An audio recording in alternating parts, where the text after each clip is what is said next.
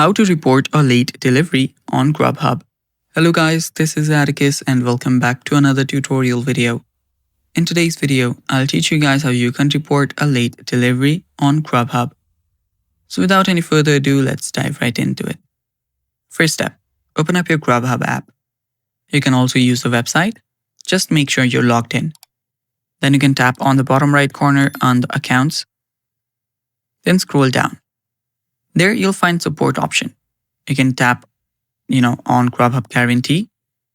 And after you do that, you will then need to choose the order that was late.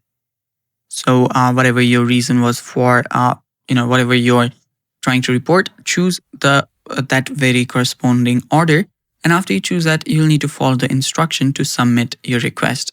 So it's not really that hard. You'll just need to type in stuff like the delivery was late and everything.